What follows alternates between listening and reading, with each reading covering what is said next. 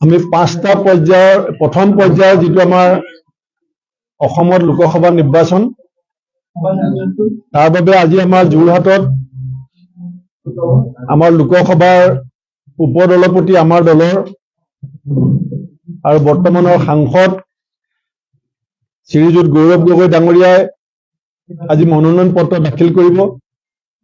মই আমাৰ দলপতি শ্ৰীযুত দেৱব্ৰত শইকীয়া ডাঙৰীয়া, আমাৰ মাননীয় বিধায়ক শ্ৰীযুত অখিল গগৈ ডাঙৰীয়া, আমাৰ বিধানসভাৰ উপদলপতি শ্ৰীযুত ৰকিবুল হুছেইন ডাঙৰীয়া, আমাৰ অসম প্ৰদেশ কংগ্ৰেছ কমিটিৰ প্ৰাক্তন সভাপতি তথা অসম চাহ মজদুৰ সংঘৰ সভাপতি পৱন সিং ঘাটোৱাৰ ডাঙৰীয়া, আমাৰ প্ৰদেশ কংগ্ৰেছৰ সাধাৰণ সম্পাদক ৰামান্না বৰুৱা ডাঙৰীয়া প্ৰমুখ্যে আমি সকলোৱে আজি গৌৰৱ গগৈ ডাঙৰীয়াক নমিনেশ্যন দাখিলৰ সময়ছোৱাত সংগ দিবৰ কাৰণে আমি যোৰহাটলৈ আহিছোঁ।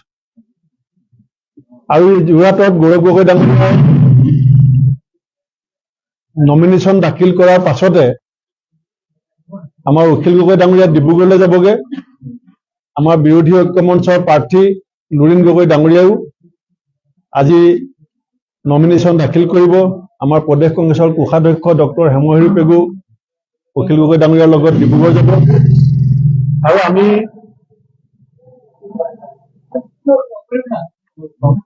আমি বাকী কেইজন আমি গৌৰৱ গগৈ ডাঙৰীয়াক DC কাৰ্যালয়ত থৈ পেলাই আমি গোলাঘাটলৈ যাম।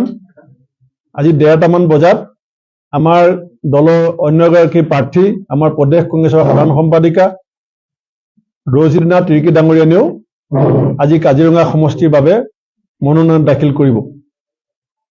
কালিলৈ আমি লখিমপুৰত উদয় শংকৰ হাজৰিকা ডাঙৰীয়াৰ সৈতে তেখেতৰ হৈ মনোনয়ন পত্ৰ দাখিল কৰিম। তালৈ আমাৰ গোটেইকেইজন নেতাই যাব বুলি আমি চিন্তা কৰি আছো। ইতিমধ্যে আমি প্ৰেমলাল গঞ্জু ডাঙৰীয়া আমাৰ শোণিতপুৰৰ প্ৰাৰ্থী, আমি যোৱা 22 তাৰিখে মই আৰু ৰকিবুল হুছেইন ডাঙৰীয়া আছিলোঁ। প্ৰেমলাল গঞ্জু ডাঙৰীয়া ইতিমধ্যে মনোনয়ন পত্ৰ দাখিল কৰিছে। আমি অসম কংগ্ৰেছ কমিটিয়ে তথা আমাৰ বিৰোধী ঐক্য মঞ্চৰ নেতাসকলে আমি প্ৰথম পৰ্যায়ৰ নিৰ্বাচনত আমি অসমৰ তথা উজনি অসমৰ ৰাইজৰ সন্মুখত আমি ৰাজ্যখনৰ কিছুমান জ্বলন্ত সমস্যাক লৈ সময় আৰু সুযোগ বুজি আলোচনা কৰি আছো। বিভিন্ন সভা সমিতিত আমি নিৰ্বাচনটোৰ মুখ্য বিষয় হিচাপে লৈছো ৰাজ্যখনৰ জ্বলন্ত সমস্যা। আৰু এটা কথা মই নিশ্চয় দলৰ সভাপতি হিচাপে আৰু বিৰোধী ঐক্য মঞ্চৰ সভাপতি হিচাপে ক'ব লাগিব, যোৰহাটৰ ৰাইজেও নিশ্চয় এই কথাত মোৰ একমত হ'ব, আপোনালোক সাংবাদিক বন্ধুসকলো নিশ্চয় একমত হ'ব যে কংগ্ৰেছ দলে আমি যিখন তালিকা অসমৰ মানুহৰ সন্মুখত দিছো প্ৰাৰ্থীসকলৰ নাম, সকলো স্তৰৰ ৰাইজে কৈছে যে অসম প্ৰদেশ কংগ্ৰেছ কমিটি আৰু বিৰোধী ঐক্য মঞ্চই এখন ভাল তালিকা, ভাল প্ৰাৰ্থী এইবাৰ প্ৰক্ষেপ কৰিছে। দুই এজন ব্যক্তিয়ে প্ৰাৰ্থিত্ব নোপোৱাৰ কাৰণে এসময়ত ময়ো 4বাৰ প্ৰাৰ্থিত্ব পোৱা নাছিলো, তেতিয়া মোৰো বহুত দুখ লাগিছিলে। দুখ কৰি পেলাই কেইবাদিনো ঘৰত সোমাই আছিলো, এনেকুৱা হৈছিলে, মোৰো হৈছিলে। প্ৰাৰ্থিত্বৰ পৰা কাৰণ উপযুক্ততাৰ ক্ষেত্ৰত যদি তোলাচনী জোখা যায়, আমাৰ 80গৰাকী প্ৰাৰ্থী যি আছিলে আমি কাকোৱে বাদ দি চলিব নোৱাৰো। কিন্তু যেতিয়া চূড়ান্ত সিদ্ধান্ত ল'বলগীয়া হয় কাৰোবাক নহয় 80জনক আমি দিব নোৱাৰো। আমি 13জনক দিছো। এখন চিট আমি ডিব্ৰুগড় আমি বিৰোধী ঐক্য মঞ্চৰ নেতা আমাৰ সাধাৰণ সম্পাদক লুৰিণ গগৈ ডাঙৰীয়াক এৰি দিছো। প্ৰাৰ্থী তালিকাৰ ক্ষেত্ৰত অসমৰ সংবাদ মাধ্যম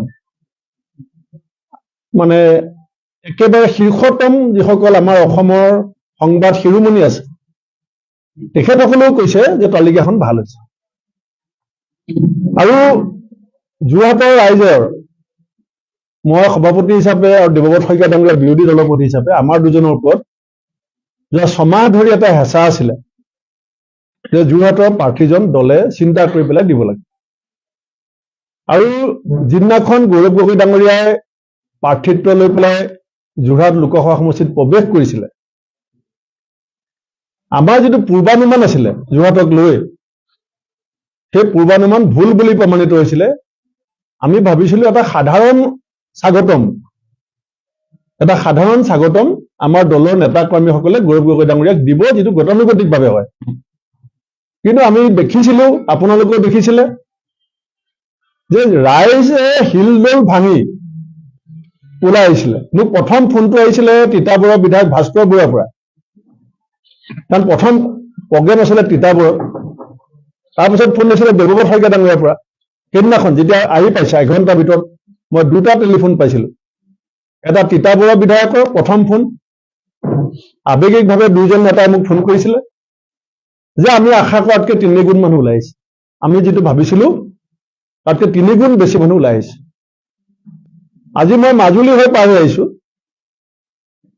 মাজুলী হৈ পাৰ হৈ আহোঁতে তাৰ নেতাসকলক মই লগ পাইছিলো ঘাটত। তেখেতসকলে কৈছে যে আমাক আপুনি বচাই দিলে, অসম কংগ্ৰেছে আমাক বচাই দিলে, আমাৰ কষ্ট কমি গ'ল গৌৰৱ গগৈ ডাঙৰীয়া প্ৰাৰ্থী হোৱাৰ কাৰণে। মোক কৈছে যে আমি 400খন মটৰচাইকেল যোগাৰ কৰিছিলো আমাৰ দলৰ ফালৰ পৰা। ইয়াতে আছে তেওঁলোক 2জনমান আমাৰ মাজুলীৰ নেতা। আমি 400খন মটৰচাইকেল যোগাৰ কৰিছিলো, দলৰ ফালৰ পৰা অৰ্গেনাইজ কৰিছিলো গৌৰৱ গগৈ ডাঙৰীয়াক আদৰণি জনাবৰ কাৰণে। কিন্তু আমি 1000তকৈ বেছি মটৰচাইকেলৰ পাছত আমি গৌৰৱ গগৈ ডাঙৰীয়াৰ লগত চিনাকি কৰি দিবলগীয়া হ'ল, যিটো কাৰণে আমাৰ প্ৰগ্ৰেম বহুত দীঘলীয়া হ'ল। এইখিনি মই অসমৰ মুখ্যমন্ত্ৰী যেনেকৈ সাজি সাজি যেতিয়া যি মন যায় তাকে কয়, তেনেকৈ কোৱা নাই। অসমৰ সংবাদ মাধ্যম সাক্ষী, আপোনালোক সাক্ষী, যোৰহাটৰ পৰিস্থিতি কেনেকুৱা হৈ আছে আপোনালোকে নিজে সকলো প্ৰত্যক্ষ কৰি আছে, আৰু আপোনালোকেও নিৰপেক্ষভাৱে অসমৰ ৰাইজক প্ৰকৃত প্ৰতিচ্ছবি দেখাই আছে। মই তাৰ কাৰণে আপোনালোকক ধন্যবাদ জনাইছো। মই আগতেও কৈছিলো যে Gaurav Gogoi is face of Assam, Gaurav Gogoi is face of Assam, voice of north east, an emerging leader of India. আমাৰ অসমৰ আৰু এখন মুখ ভাৰতবৰ্ষত চলে, যিখন মুখেদি কিছুমান এনেকুৱা কথা ওলায় যে ৰাহুল গান্ধী DNA পৰীক্ষা কৰিব লাগিব, আৰু এখন মুখ আমি দিল্লীত পঠিয়াইছো অসমৰ পৰা, যিজন ব্যক্তিয়ে ৰাজহাড় পোন কৰি বুকু ফিন্দাই প্ৰধানমন্ত্ৰীৰ চকুত চকু থৈ জনগণৰ কণ্ঠ হিচাপে নিজক সংসদৰ মজিয়াত শক্তিশালীভাৱে প্ৰতিষ্ঠা কৰিছে। সেয়া কেৱল অসম নহয়, সমগ্ৰ দেশ সাক্ষী হৈ আছে। সেই গৌৰৱ গগৈ ডাঙৰীয়াক আজি মই দলৰ সভাপতি হিচাপে যোৰহাটবাসী ৰাইজৰ শ্ৰীচৰণত মই চমজাই দিছো। আৰু যোৰহাট অসমৰ সাংস্কৃতিক প্ৰাণকেন্দ্ৰ, যোৰহাট উজনি অসমৰ শিক্ষাৰ প্ৰাণকেন্দ্ৰ। আমাৰ আগৰ 2টা প্ৰজন্ম এনেকুৱা কোনো ব্যক্তি নাই যোনে যোৰহাট JB কলেজলৈ নহাকে গ্ৰেজুৱেশ্যন ল'ব পাৰিছিল। Jorhat engineering college, Jorhat JB college, Jorhat agriculture college, সমগ্ৰ উজনি অসমক ডিব্ৰুগড় মেডিকেল কলেজক বাদ দি যোৰহাটে এটা শৈক্ষিক নেতৃত্ব বহন কৰি আহিছে, সাংস্কৃতিক নেতৃত্ব বহন কৰি আহিছে, আৰু ৰাজনৈতিক নেতৃত্ব বহন কৰি আহিছে। অসমৰ ৰাজনৈতিক জীৱনত 2জন ইতিহাসে পাহৰিব নোৱাৰা কিংবদন্তি, স্বৰ্গীয় হিতেশ্বৰ শইকীয়াদেৱ আৰু স্বৰ্গীয় তৰুণ গগৈদেৱৰ যি ৰাজনৈতিক অৱদান, সেই 2জন বিজয় সন্দীপ ডাঙৰীয়া দেশৰ ৰাজনীতিত যি ৰাজনৈতিক, সামাজিক, অৰ্থনৈতিক অৱদান, সেই 3গৰাকী ব্যক্তিয়ে অসমীয়া জাতীয় জীৱনলৈ যি বৰঙণি আগবঢ়োৱাৰ সুযোগ পালে, সেই বৰঙণি জনোৱাৰ সুযোগ কোনে দিলে? যোৰহাট সংসদীয় সমষ্টিৰ ৰাইজে দিলে, শিৱসাগৰ ৰাইজে দিলে। দেৱেশ্বৰ শৰ্মা ডাঙৰীয়াৰ যিটো ভূমিকা আছিলে, দেৱেশ্বৰ শৰ্মাদেৱৰ যিটো ঐতিহাসিক ভূমিকা অসমীয়া জাতীয় জীৱনত সংকট কালত সন্মুখৰ পৰা নেতৃত্ব দিয়াত, ককা নীলমণি ফুকনৰ যিটো জাতীয় জীৱনলৈ ভূমিকা, জাতীয় জীৱনৰ সংকটকালীন সময়ত জাতিক দিক নিৰ্দেশনা দিয়াত, সেই যোৰহাটবাসীয়ে কেৱল প্ৰবঞ্চনা, প্ৰতাৰণা আৰু প্ৰলোভনৰ ৰাজনীতিৰে শীৰ্ষত আৰোহণ কৰা হিমন্ত বিশ্ব শৰ্মা ডাঙৰীয়াক কেৱল নহয়, যোৰহাটবাসীক মই নতশিৰে প্ৰাৰ্থনা জনাইছো যে যোৰহাটবাসীয়ে অসমৰ ৰাইজৰ হৈ, অসমৰ যুৱ প্ৰজন্মৰ হৈ, অসমৰ মহিলাসকলৰ হৈ, চাহ শ্ৰমিকসকলৰ হৈ, জাতি, জনজাতি, উপজাতি, অনুসূচিত জাতি সকলোজন ব্যক্তিৰ হৈ দেশৰ প্ৰধানমন্ত্ৰী নৰেন্দ্ৰ মোদী ডাঙৰীয়াৰ মিথ্যাচাৰৰ বিৰুদ্ধে যোৰহাটবাসীয়ে এটা ঐতিহাসিক বাৰ্তা 4 জুনত দিবলৈ সক্ষম হ'ব, এইটো মোৰ দৃঢ় বিশ্বাস। অখিল গগৈ ডাঙৰীয়াক মই ধন্যবাদ দিম। আমাৰ দেৱব্ৰত শইকীয়া ডাঙৰীয়াই আৰম্ভণিৰ পৰাই কৈছিলে যে গৌৰৱ গগৈক আমাক যোৰহাটত লাগে। আৰম্ভণিৰ পৰা কৈ থকা মানুহজন দেৱব্ৰত শইকীয়া ডাঙৰীয়া। অখিল গগৈ ডাঙৰীয়াক মই বেয়া পাইছিলো। এদিন টেলিফোনত কৈছিলো যে আপুনি যি কয় মনে মনে মোক ক'বচোন, জিতেন্দ্ৰ সিং ডাঙৰীয়াক ক'ব, আমাৰ মিটিঙত ক'ব, টিভিত কিয় কয় গৌৰৱ গগৈক লাগিব বুলি। এনেকে মই অখিল গগৈ ডাঙৰীয়াক এদিন কৈছিলো।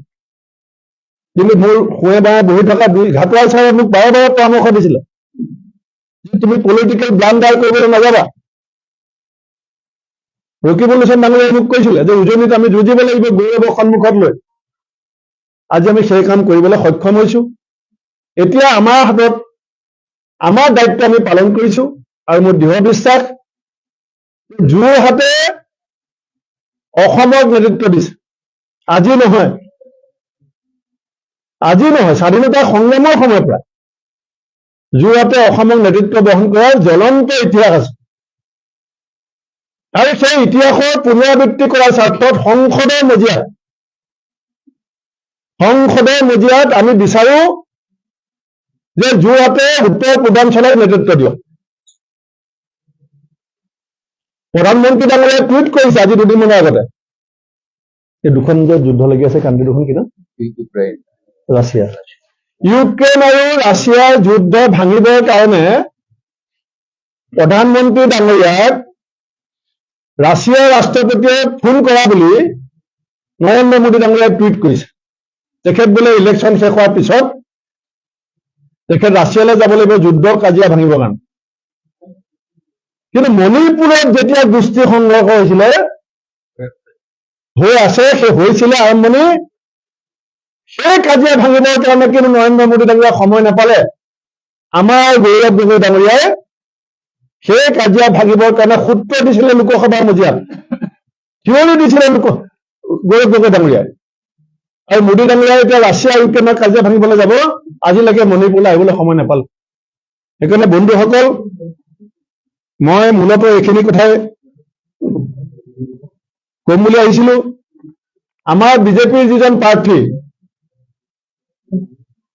ইউনিভাৰ্চিটিত মই যেতিয়া GS আছিলো, ডিব্ৰুগড় ইউনিভাৰ্চিটিত মোৰ পিছতে তেওঁ GS হৈছিলে, মোৰ ভাই। কিন্তু লোকসভাৰ মজিয়াত মোৰ 2জন ভাইৰ ভিতৰত মই কোনজনক বিচাৰিব লাগিব? লোকসভাৰ মজিয়াত মোৰ কোনজন ভাইয়ে মোৰ জাতিক প্ৰতিনিধিত্ব কৰিব? লোকসভাৰ মজিয়াত মোৰ কোনজন ভাইয়ে মোৰ অসমৰ সমস্যাৰ কাৰণে সাৱলীল শক্তিশালীভাৱে চৰকাৰৰ দৃষ্টি নিবদ্ধ কৰিব পাৰিব? কোনোবাই কৈছে যে ভাল ইংলিছ ক'লে, ভাল হিন্দী ক'লে অসমীয়াই ভোট নিদিয়ে। কোনোবাই কৈছে। মই জানিব বিচাৰিছো যে এনেকুৱা সিদ্ধান্ত অসমীয়া জাতিৰ আছে নেকি যে ভাল ইংলিছ কোৱাটো অপৰাধ, ভাল হিন্দী জনাটো অপৰাধ? হয়, লোকসভাৰ মজিয়াত আমাৰ অসমীয়া ভাষাটো ভাষণ দিব পাৰি,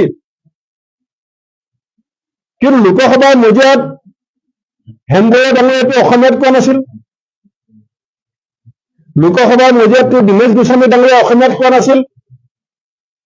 তেতিয়াতো কোনেও কোৱা নাছিল যে হেমবুঢ়া ডাঙৰীয়াই ভাল হিন্দী, ভাল ইংলিছ ক'লে নহ'ব, দিনেশ গোস্বামী ডাঙৰীয়াই ভাল হিন্দী, ভাল ইংৰাজী ক'লে নহ'ব। আমি 2জন ভাইৰ মাজত লোকসভালৈ কাক পঠিয়াব লাগিব, এই বিচক্ষণ ৰাজনৈতিক সিদ্ধান্ত যোৰহাটৰ প্ৰত্যেকজন সচেতন ভোটাৰে শুদ্ধভাৱে যে ল'ব, এইটো আমি নিশ্চিত। বেলেগ কথা কৈ দিয়া মুখ্যমন্ত্ৰীগৰাকীয়ে যি কৈছিলে যে আপুনি অহা ইলেকশ্যনৰ আগত বিজেপিত যোগদান কৰাটো নিশ্চিত, দুটা সমষ্টি আপোনাৰ পৰাই আৰু সেইটো ৰাজহুৱাকে কৈছে, বাৰম্বাৰ কৈ আছে, তাৰ বিৰুদ্ধে আপুনি প্ৰতিক্ৰিয়া দিয়া তেনেকে?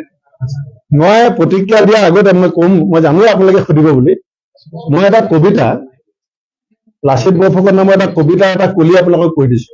এইটো এনেকে স্ক্ৰিপ্টেড হয় নেকি যে মুখ্যমন্ত্ৰীগৰাকীয়ে তেনেকে ক'ব, তাৰপিছত আপুনি সুধিছে, আপুনি অকমান দেৰি ৰুৱক, আপুনি সুধিছে, মই উত্তৰটো দি লওঁ, সন্তুষ্ট নহলে আপুনি আকৌ সুধিব।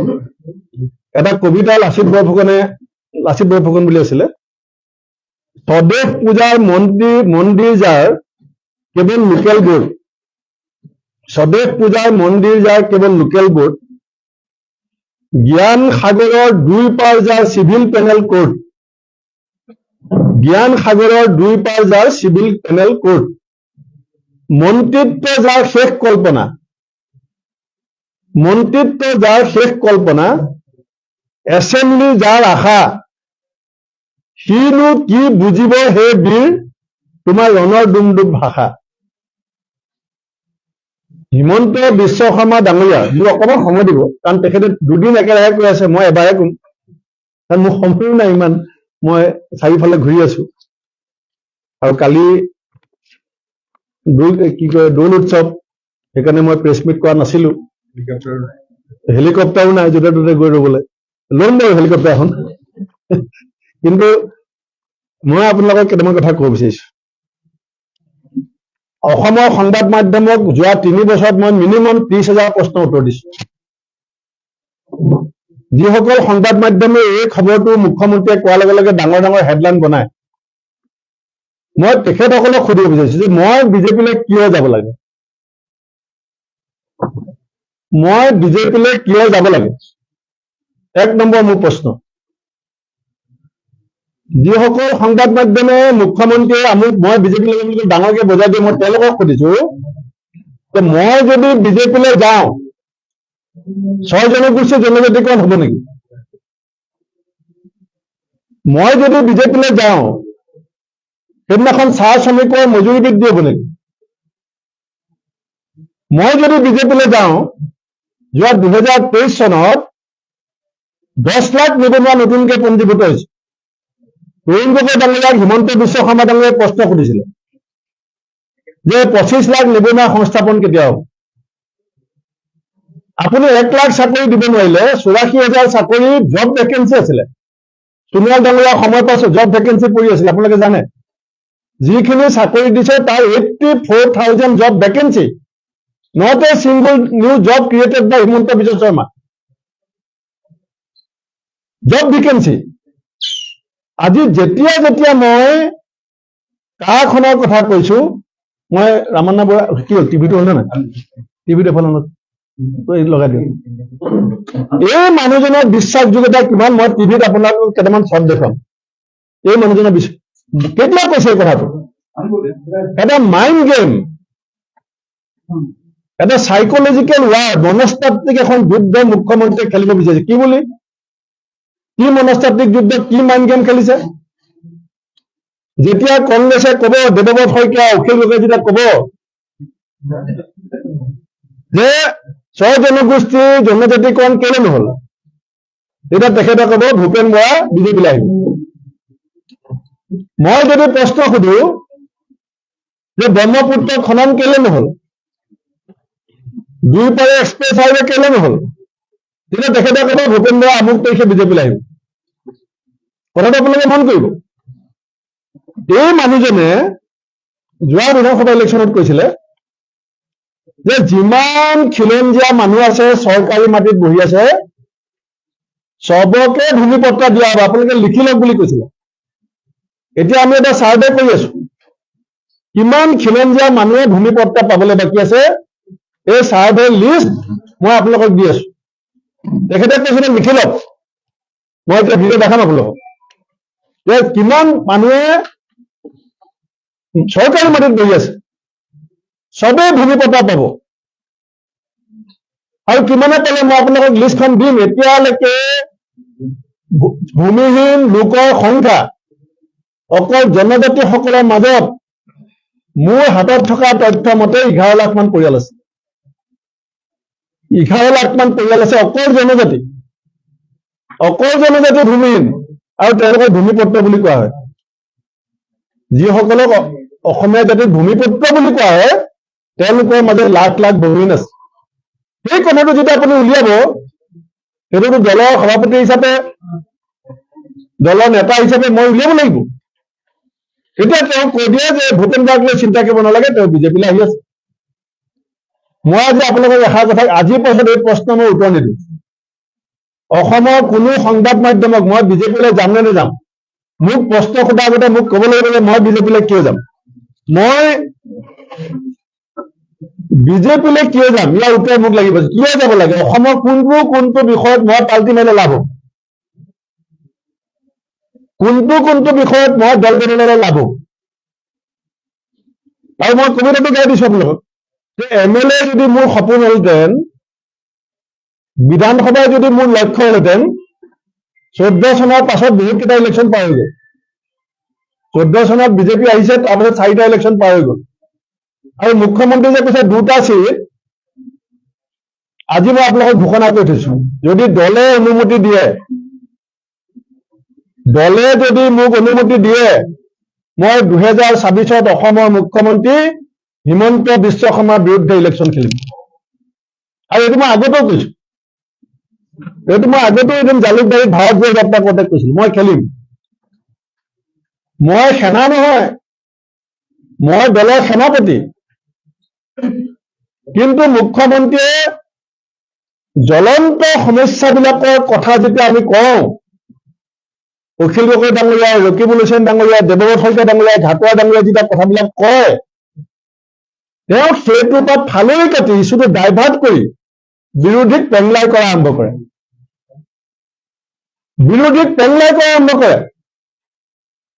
অখিল গগৈ ডাঙৰীয়া যেতিয়া বিধানসভাত থিয় কথা এটা কয়, আপোনালোকে দেখি থাকে, পেংলাই কৰা আৰম্ভ কৰে। দেৱব্ৰত শইকীয়া ডাঙৰীয়া যেতিয়া কথা এটা কয়, মন্ত্ৰীবিলাকে পেংলাই কৰা আৰম্ভ কৰে। বিৰোধী কোন?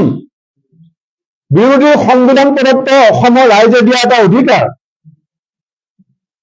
বিৰোধী নৈতিকতা, শৃংখলাবোধ আৰু নীতিৰ আধাৰত ৰাইজৰ এক শক্তিশালী কণ্ঠ, সেই কণ্ঠক মুখ্যমন্ত্ৰীয়ে বাৰে বাৰে পেংলাই কৰে। কি কাৰণে পেংলাই কৰে? কাৰণ তেখেতৰ গুৰিত জ্বলন্ত সমস্যাবিলাকৰ সমাধানৰ কোনো উপায় নাই। তেখেতে আজি 27খন টুল গেট বহাইছে ৰাস্তাত। এই প্ৰশ্ন যদি আপুনি কোনোবাই সোধে কালিলে, এওঁ বিজেপিলৈ আহিব, এওঁ মোৰ মানুহ। আশা কৰ্মীৰ ৰাজপথত, অংগনাবাদীৰ ৰাজপথত, গাঁওবুঢ়াৰ ৰাজপথত, টেটৰ টিচাৰ ৰাজপথত, কম্পিউটাৰ টিচাৰ ৰাজপথত, ভেঞ্চাৰ স্কুলৰ মাষ্টৰে পেটত গামোচা বান্ধি স্কুললৈ অহা যোৱা কৰি আছে। গাঁৱত 2000 স্কুল বন্ধ হৈ গ'ল, 2000 নতুন মদৰ দোকান হ'ল। যেতিয়া আপুনি কথাবিলাক ক'ব, তেতিয়া ক'ব মোৰ মানুহ, এওঁ মানে বিজেপিলৈ আহিব, পেংলাই কৰে। এই পেংলাই, মনস্তাত্ত্বিক চাইকলজিকেল যুদ্ধ, ইছ্যু ডাইভাৰ্ট কৰা তেওঁ যি ষড়যন্ত্ৰ, তাত কংগ্ৰেছলে ভৰি নিদিয়ে। মই অসমৰ সংবাদ মাধ্যমকো হাত জোৰ কৰি অনুৰোধ কৰিম যে মুখ্যমন্ত্ৰীৰ ইছ্যু ডাইভাৰ্টৰ এই যুদ্ধখনত, এই ষড়যন্ত্ৰক অসমৰ সংবাদ মাধ্যমে জাতীয় স্বাৰ্থ প্ৰদান কৰিবৰ কাৰণে, জাতীয় স্বাৰ্থক সন্মুখত লৈ আমি যি শক্তি, সাহস আৰু নিৰবিচ্ছিন্ন আপোচবিহীন যুদ্ধ আমি আৰম্ভ কৰিছো, সেই যুদ্ধখনক উদগনি দিবৰ কাৰণে অসমৰ সংবাদ মাধ্যমৰ এই বিষয়টো ওপৰত দৃষ্টি নিবদ্ধ কৰিবৰ কাৰণে মই আহ্বান জনাইছো। ধন্যবাদ। আপোনাক যিদৰে তেওঁ কিছু উল্লেখ কৰিছে, আপুনি বিজেপিলৈ যাব, আপুনি ৰাজহুৱাকৈ আপোনাক কি কৈছে? ৰাজধানী হোৱা বুলি নাভাবে, আপুনি আইনী ব্যৱস্থা ল'ব। এইখিনি এটা কথা কলো যে আপোনালোকৰ ৰাহুল গান্ধী ডাঙৰীয়া অকল আমি দেখিবলৈ পাইছো যে প্ৰধানমন্ত্ৰী ডাঙৰীয়াৰ ক্ষেত্ৰত এটা মন্তব্য কৰাৰ বাবে তেওঁলোকৰ যিটো ব্যৱস্থা লৈছিলে, গ্ৰেপ্তাৰ কৰিবলৈ বা গৈছে, ইলেকশ্যনৰ সময়ত APCCৰ ৰাজ্যিক সভাপতিগৰাকীয়ে বিজেপিত যোগদান কৰিব দিন বাৰ পৰ্যন্ত মুখ্যমন্ত্ৰীগৰাকীয়ে কৈ দিলে গতিকে আপোনালোকৰ দলত বা আপোনাৰ ব্যক্তিগতভাৱে নিশ্চয় আঘাত আনিছে আৰু নানা গোস্বামী ডাঙৰীয়াৰ কথা যদি আমি ক'বলৈ যাওঁ তেখেতেও আপোনাৰ দৰে কথা কৈ আছিলে, কিন্তু শেষত দেখুৱাই নগলো তেখেতে হঠাৎ যোগদান কৰিলে। গতিকে সংবাদ মাধ্যমে মুখ্যমন্ত্ৰীৰ কথা কিয় বিশ্বাস নকৰিব? তাৰ প্ৰতিও তেওঁ ইংগিত দিয়া আছিলে। ঠিকে আছে। এতিয়া আপোনালোকে তাৰমানে এনেকে ভাবে নেকি যে আমাৰ দলৰ ৱৰ্কিং প্ৰেচিডেণ্ট গৈ বিজেপিত ভাইচ প্ৰেচিডেণ্ট হ'ল? এতিয়া কালিলৈ যদি মই বিজেপিলৈ যাওঁ, মোৰ স্থানটো কি? আজি মই কি মই সেইকাৰণে সুধিছো, আপোনালোকে মোক 3টা কাৰণ দিয়ক। না, আপুনি আপুনি মোক প্ৰশ্নটো ভালকৈ দিলে নহ'ব। আইনী ব্যৱস্থা ল'ম নে নল'ম সেইটো এতিয়া মূল কথাটো যে 5 জুন। আজি যদি মই কোৰ্টলৈ যাওঁ, এইটো 5 জুনৰ আগত এবাৰ হ'ব নেকি? মোৰ যুদ্ধখন আৰম্ভ হৈছে 4 জুনৰ কাৰণে। 4 জুনৰ আগত 1 নম্বৰ। 2 নম্বৰ, মই আইনী যুঁজলৈ যোৱাটো মোৰ কাৰণে 1 মিনিটো অসুবিধা নাই, সেইটো প্ৰব্লেম হোৱা নাই। কিন্তু মই হিমন্ত বিশ্ব শৰ্মাই কি কৈছে মোক যে 2খন চিট দিব। অসমৰ 14খন লোকসভা চিট বিলোৱাৰ ক্ষেত্ৰত মোৰ হাইকমাণ্ডে তেওঁৰ সৈতে যেনেকে কথা পাতে, মোৰ হাইকমাণ্ডে মোৰ সৈতে তেনেকে কথা পাতিছে। কথাটো আপোনালোকে চাই লওক। তেওঁ যিখন চকীত বহি আছে, মুখ্যমন্ত্ৰী চকীত, সেইখন চকীত বহাৰ আগতে তৰুণ গগৈ ডাঙৰীয়া, হিতেশ্বৰ শইকীয়া ডাঙৰীয়া যিখন চকীত বহিছিলে, সেইখন চকীত মই বহি আছো। কথাটো তাৰ পাছতো যদি অসমৰ সংবাদ মাধ্যমে কয় যে ডিফেমেশ্যন কেছ এটা কৰিলেহে আপোনালোকে বিশ্বাস কৰিব, মই কথা দিছো আপোনালোকক কালিলৈ আৰম্ভ কৰিম এই কেছ। মই এইটো ভবা নাছিলো, কেলে মোৰ কথা আছে 4 জুনৰ আগত সিদ্ধান্তটো হ'ব লাগে। Tomorrow I will file defamation case against chief minister. কিন্তু এইটো অকল মোৰ বিৰুদ্ধে হোৱা নাই, আৰু মোৰ ক্ষেত্ৰত অসমৰ সংবাদ মাধ্যম সাক্ষী। যোৰহাট থানাৰ সন্মুখলৈও আপোনালোক গৈছে, গুৱাহাটী CID অফিচৰ সন্মুখলৈও আপোনালোক গৈছে। মোৰ ভাইটো মিজোৰাম সীমান্তলৈ ট্ৰেন্সফাৰ হোৱা বুলিও আপোনালোকে নিউজ কৰিছে। মোৰ ভাই বোৱাৰীজনীয়ে আগৰ মাহত ধেমাজি, পিছৰ মাহত বিশ্বনাথ, 2 মাহত 2বাৰ ট্ৰেন্সফাৰ, আপোনালোকে খবৰ পায়। মোৰ ঘৰ ভাঙিবলৈ দিয়া নটিছো আপোনালোকে পাব্লিছ কৰিছে। মোৰ পৰিবাৰৰ ওপৰত হোৱা আক্ৰমণো আপোনালোকে পাব্লিছ কৰিছে। তাৰ পাছতো যদি এজন অতি চলাহী কথাৰে গুজৰাটৰ পানীৰ পাইপৰ মাজেদি তেজ যায় বুলি কোৱা, ছোনিয়া গান্ধী, ৰাহুল গান্ধীৰ প্ৰতি কৃষ্ণ প্ৰেম আছে বুলি কোৱা হিমন্ত বিশ্ব শৰ্মা ডাঙৰীয়াৰ কথাটোৱে আপোনালোকৰ কাৰণে বেছি বিশ্বাসযোগ্য, ভূপেন বৰা আপোনালোকৰ কাৰণে বিশ্বাসযোগ্য নহয়, তেতিয়াহ'লে মই তেজেৰে লিখি দিম। আপোনালোকে কওক যদি সেইটো বিচাৰে। নাই, সেইটোও যদি বিচাৰে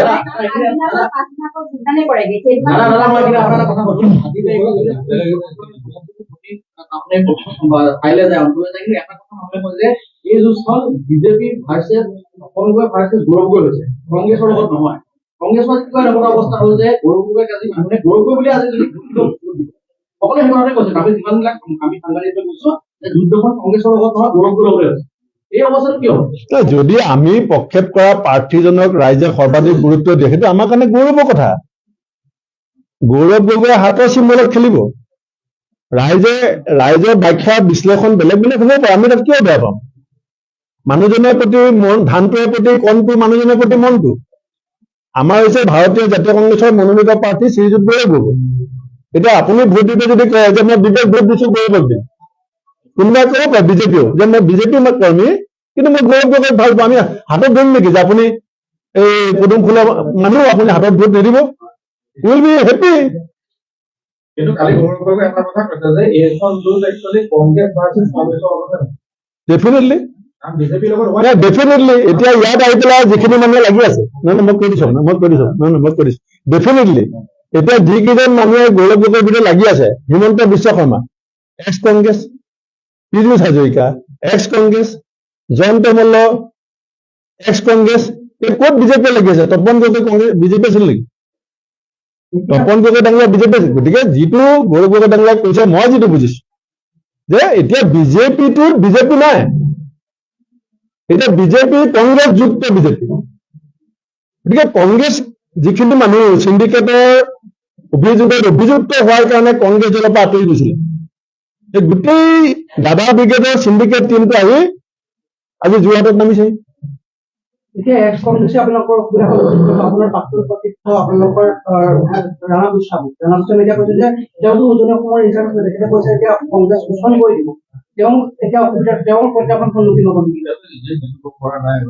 সেইটো মই এতিয়া নকওঁ, আপোনালোকে চাই থাকক, আপোনালোকে দেখি আছে এইবিলাক কথা কি হৈ আছে।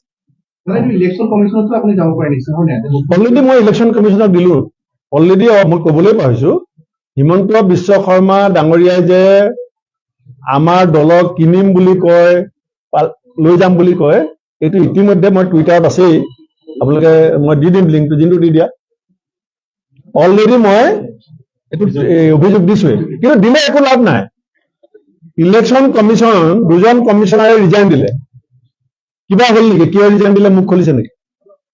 আজি আমাৰ যিখন যুঁজ, সেইখন গণতন্ত্ৰ আৰু সংবিধান বচোৱা যুঁজ বুলি আমি কিয় কৈ আছো? কাৰণ তাত অভিযোগ লাভ নাই। আপোনালোকে পৰামৰ্শ দিছে ন্যায়ালয়, আমি কাইলৈ ন্যায়ালয়লৈ যাম।